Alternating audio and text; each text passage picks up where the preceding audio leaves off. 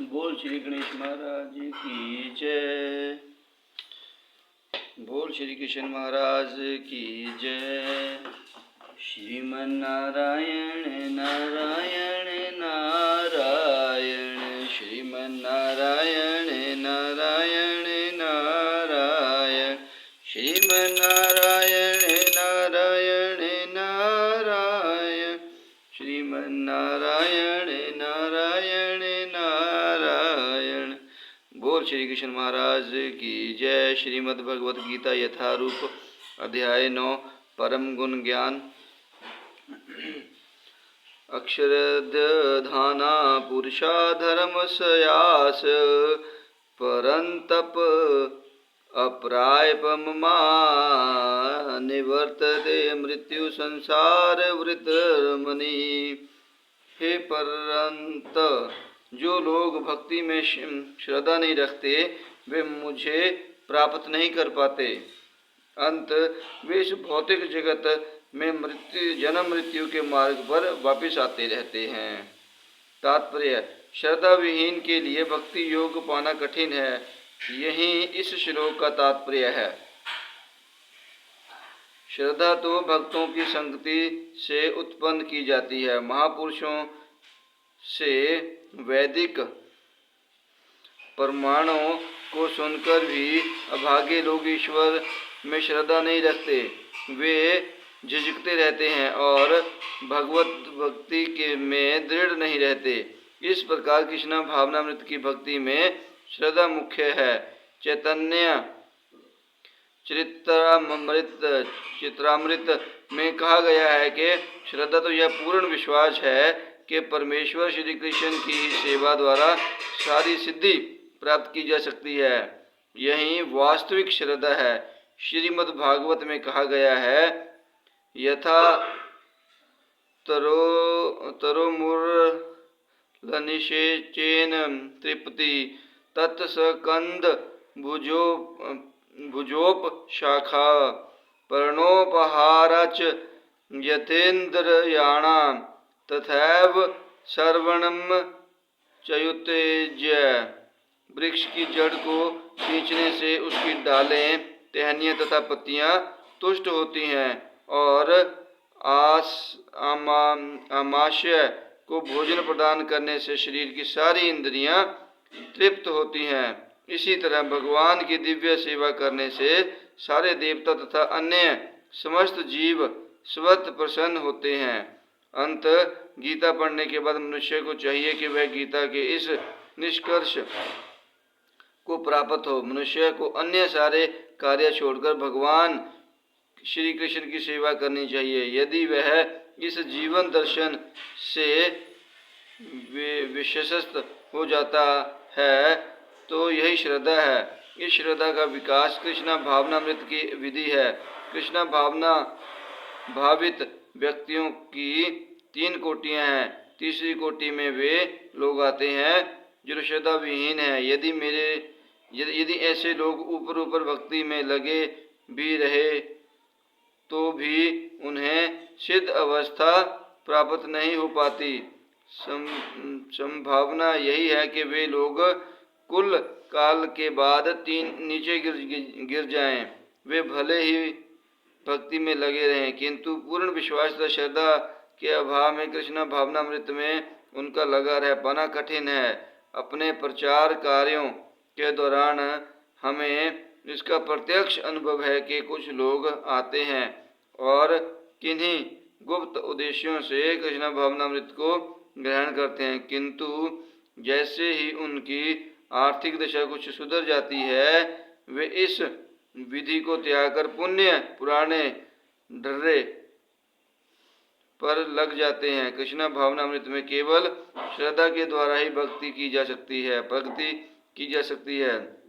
जहाँ तक श्रद्धा की बात है, जो व्यक्ति भक्ति साहित्य में निपुण है और जिसने दृढ़ श्रद्धा की अवस्था प्राप्त कर ली है वह कृष्ण भावनामृत का प्रथम कोटि का व्यक्ति कहलाता है। दूसरी कोटि में वे व्यक्ति आते हैं जिन्हें भक्ति शास्त्रों का ज्ञान नहीं है किंतु स्वतंत्र ही उनकी दृढ़ श्रद्धा है। कि कृष्ण भक्ति सर्वश्रेष्ठ मार्ग है, अंत वे इसे ग्रहण करते हैं। इस प्रकार वे तृतीय कोटि के उन लोगों से श्रेष्ठ हैं जिन्हें न तो शास्त्रों का पूर्ण ज्ञान है और न श्रद्धा ही है, अपितु संगति तथा सरलता के द्वारा वे उसका पालन करते हैं। तृतीय कोटि के व्यक्ति कृष्ण भावनामृत में गुमराह हो सकते हैं, किंतु द्वितीय कोटि के व्यक्ति गुमराह नहीं होते। प्रथम कोटि के लोगों के गुमराह होने का प्रश्न ही नहीं उठता। प्रथम कोटि के व्यक्ति निश्चित रूप से प्रगति करके अंत में अभीष्ट फल प्राप्त करते हैं। तृतीय कोटि के व्यक्ति को यह श्रद्धा तो रहती है कि कृष्ण की भक्ति उत्तम होती है, किंतु भागवत तथा गीता जैसे शास्त्रों से उसे कृष्ण का पर्याप्त ज्ञान प्राप्त नहीं हो पाता। कभी कभी इस तृतीय कोटि के व्यक्तियों की प्रवृत्ति कर्म योग तथा ज्ञान योग की ओर रहती है और कभी कभी वे विचलित होते रहते हैं, किंतु ज्यों ही उनसे ज्ञान तथा कर्म योग का संदूषण का निकल जाता है, वे कृष्ण भावनामृत की द्वितीय कोटि या प्रथम कोटि में प्रविष्ट होते हैं। श्री कृष्ण के प्रति श्रद्धा भी 3 अवस्थाओं में विभाजित है और श्रीमद् भागवत में इसका वर्णन है। भागवत के 11वें स्कंद में प्रथम द्वितीय तथा तृतीय कोटि की आस्तिकता का भी वर्णन हुआ है। जो लोग कृष्ण के विषय में तथा भक्ति की श्रेष्ठता को सुनकर भी श्रद्धा नहीं रखते और यह सोचते हैं कि वह मात्र प्रशंसा है, उन्हें यह मार्ग अत्यधिक कठिन जान पड़ता है। भले ही वे ऊपर से भक्ति में रत क्यों न हो, उन्हें सिद्धि प्राप्त होने की बहुत कम आशा है। इस प्रकार भक्ति करने के लिए श्रद्धा परम आवश्यक है। बोल श्री कृष्ण महाराज की जय। मया तत्मिद सर्व जगदव्यक्त मूर्तिना मत्स्थानि सर्वभूतानि न चाह चेष्वस्थितम्। यह संपूर्ण जगत मेरे अव्यक्त रूप द्वारा व्याप्त है। समस्त जीव मुझ में हैं, किंतु मैं उनमें नहीं हूँ। तात्पर्य, भगवान की अनुभूति स्थूल इंद्रियों से नहीं हो पाती। कहा गया है कि अंत श्री कृष्णामदि न भवेद ग्रहण मिदेन्द्रिय सेवन मुखे हैं जिह्वादो स्वयमद सफुर्त मद। भगवान श्री कृष्ण के नाम यश लीलाओं आदि को भौतिक इंद्रियों से नहीं समझा जा सकता। जो समुचित निर्देशन से भक्ति में लगा रहता है उसे भगवान का साक्षात्कार हो पाता है। ब्रह्म संहिता में कहा गया है, प्रेमार्जन चुनित भक्ति विवोचनेन संत सदैव हृदयेषु विलोकयति। यदि किसी ने भगवान के प्रति दिव्य प्रेम अभिरुचि उत्पन्न कर ली है तो वह सदैव अपने भीतर तथा बाहर भगवान गोविंद को देख सकता है। इस प्रकार वे सामान्य जनों के लिए दृश्य नहीं है। यहाँ पर कहा गया है कि यद्यपि भगवान सर्वव्यापी हैं और स्वतंत्र उपस्थित रहते हैं, किंतु वे भौतिक इंद्रियों द्वारा अनुभवज्ञ नहीं है। इसका संकेत अव्यक्त मूर्तिना शब्द द्वारा हुआ है। भले ही हम उन्हें न देख सके, किंतु वास्तविकता तो यह है कि उन्हीं पर सब कुछ आश्रित है, जैसा कि 7वें अध्याय में बताया जा चुका है कि संपूर्ण दृश्य जगत उनकी 2 विभिन्न शक्तियों, परा या आध्यात्मिक शक्ति तथा अपरा या भौतिक शक्ति का संयोग मात्र है। जिस प्रकार सूर्य प्रकाश संपूर्ण ब्रह्मांड में फैला रहता है, उसी प्रकार भगवान की शक्ति संपूर्ण सृष्टि में फैली है और सारी वस्तुएं उसी शक्ति पर टिकी हैं। फिर भी किसी को इस निष्कर्ष पर नहीं पहुंचना चाहिए कि स्वतंत्र फैले रहने के कारण भगवान ने अपनी व्यक्तिगत सत्ता खो दी है। ऐसे तर्क का निराकरण करने के लिए ही भगवान कहते हैं, मैं स्वतंत्र हूँ और प्रत्येक वस्तु मुझमें है, तो भी मैं पृथक हूँ। उदाहरणार्थ, राजा किसी सरकार का अध्यक्ष होता है और सरकार उसकी शक्ति का प्राकट्य होती है। विभिन्न सरकारी विभाग राजा की शक्ति के अतिरिक्त और कुछ नहीं होते और प्रत्येक विभाग राजा की क्षमता पर निर्भर रहता है। तो भी राजा से यह आशा नहीं की जाती कि वह प्रत्येक विभाग में स्वयं उपस्थित हो। यह एक मोटा सा उदाहरण दिया गया। इसी प्रकार हम जितने स्वरूप देखते हैं और जितनी भी वस्तुएं इस लोक में तथा परलोक में विद्यमान है, वे सब भगवान की शक्ति पर आश्रित हैं। सृष्टि की उत्पत्ति भगवान की विभिन्न शक्तियों के विस्तार से होती है और जैसा कि भगवत गीता में कहा गया है, विष्ट भयाहमिद कृतसनम, वे अपने साकार रूप के कारण अपनी विभिन्न शक्तियों के विस्तार से स्वतंत्र विद्यमान हैं। बोल श्री कृष्ण महाराज की जय।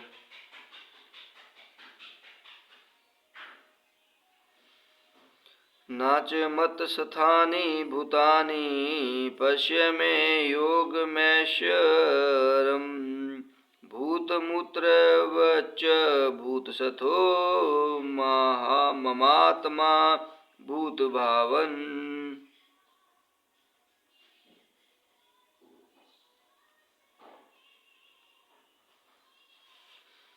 तथापि मेरे द्वारा उत्पन्न सारी वस्तुएं मुझ में स्थित नहीं रहती।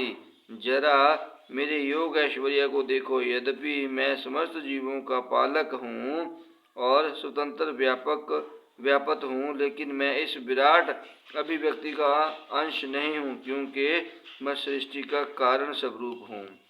तात्पर्य, भगवान का कथन है कि सब कुछ उन्हीं पर आश्रित है। इसका अन्य अर्थ नहीं लगाना चाहिए। भगवान इस भौतिक जगत में पालन तथा निर्वाह के लिए प्रत्यक्ष रूप से उत्तरदायी नहीं है। कभी कभी हम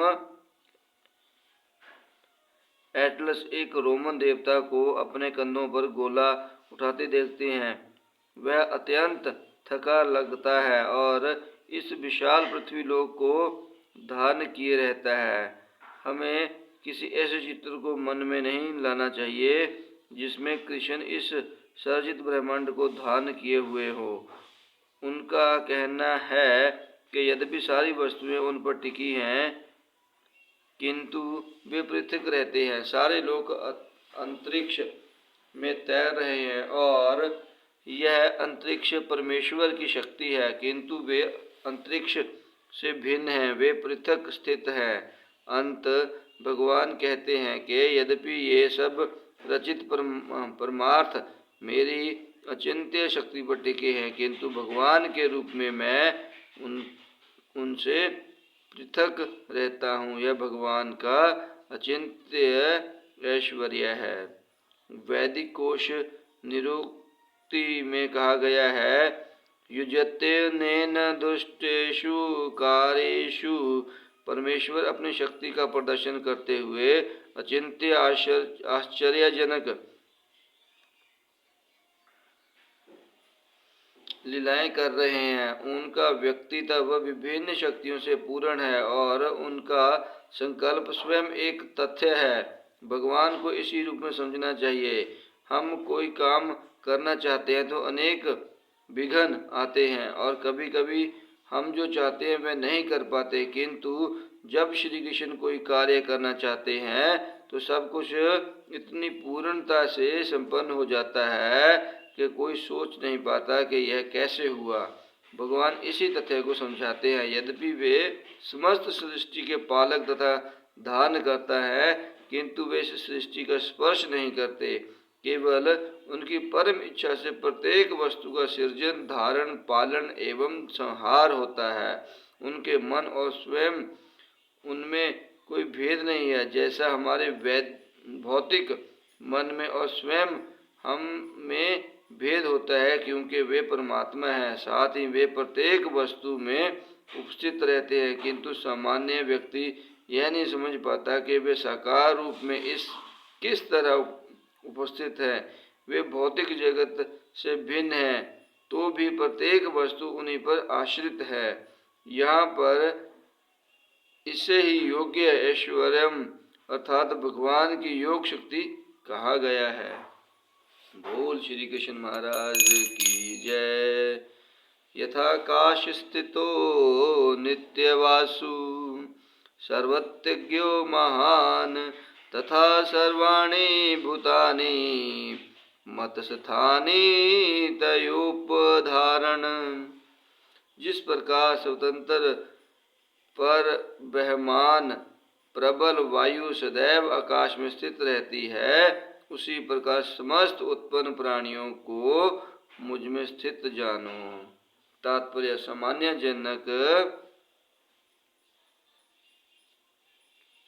जन के लिए यह समझ पाना कठिन है कि इतनी विशाल सृष्टि भगवान पर किस प्रकार आश्रित है, किंतु भगवान उदाहरण प्रस्तुत करते हैं जिससे हमें समझने में सहायता मिले। आकाश हमारी कल्पना के लिए सबसे महान अभिव्यक्ति है और इस आकाश में वायु विराट जगत की सबसे महान अभिव्यक्ति है। वायु की गति से प्रत्येक वस्तु की गति प्रभावित होती है, किंतु वायु महान होते हुए भी आकाश में अंतर्गत ही स्थित रहती है, वह आकाश से परे नहीं होती। इसी प्रकार समस्त विचित्र विराट अभिव्यक्तियों का अस्तित्व भगवान की परम इच्छा के फलस्वरूप है और वे सब इस पर इच्छा के अधीन हैं। जैसा कि हम लोग प्राय कहते हैं कि उनकी इच्छा के बिना एक पत्ता भी नहीं हिलता, इस प्रकार प्रत्येक वस्तु उनकी इच्छा के अधीन गतिशील है। उनकी ही इच्छा से सारी वस्तुएं उत्पन्न होती है, उनका पालन होता है और उनका संहार होता है। इतने पर भी वे प्रत्येक वस्तु से उसी तरह पृथक रहते हैं जिस प्रकार वायु के कार्यों से आकाश रहता है। उपनिषदों में कहा गया है, यद भीषा वात भवते, वायु भगवान के भय से प्रभावित होती है।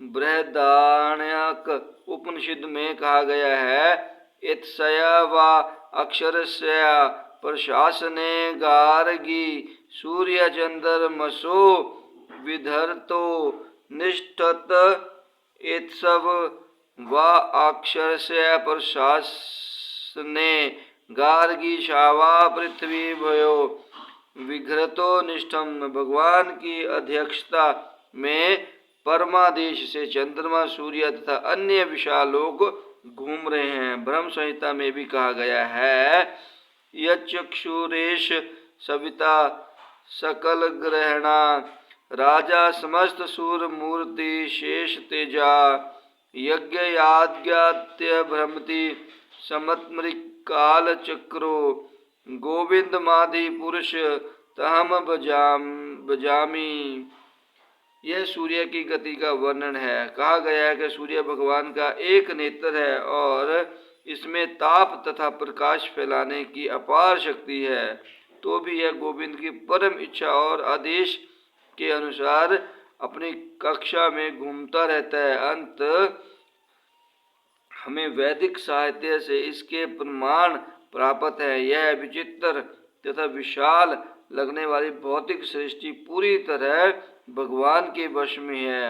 इसकी व्याख्या इसी अध्याय के अगले श्लोकों में की गई है। बोल श्री कृष्ण महाराज की जय।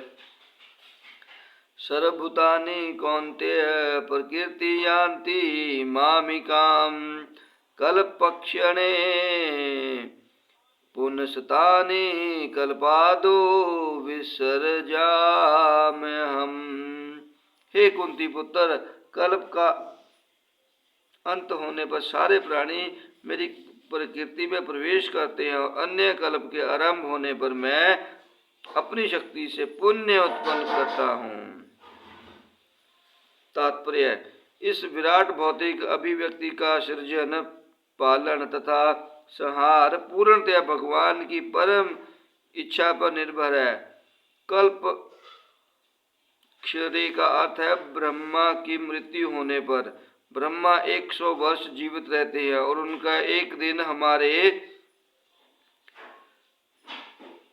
4,3,0,0,0,0,0,0,0,0 वर्षों के तुल्य है।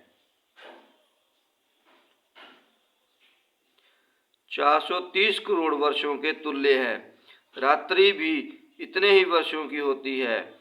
ब्रह्मा के एक महीने में ऐसे 30 दिन तथा 30 रातें होती है और उनके एक वर्ष में ऐसे 12 महीने होते हैं।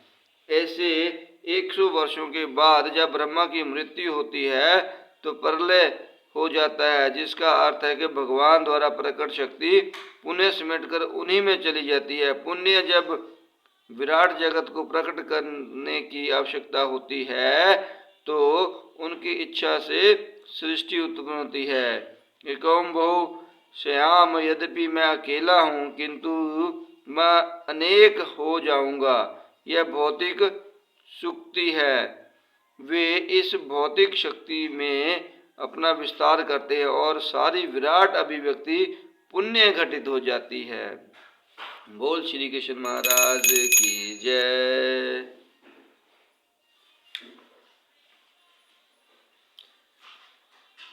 श्रीमन्नारायण नारायण नारायण, श्रीमन्नारायण नारायण नारायण, श्रीमन्नारायण नारायण नारायण, श्रीमन्नारायण नारायण नारायण। बोल श्री कृष्ण महाराज की जय।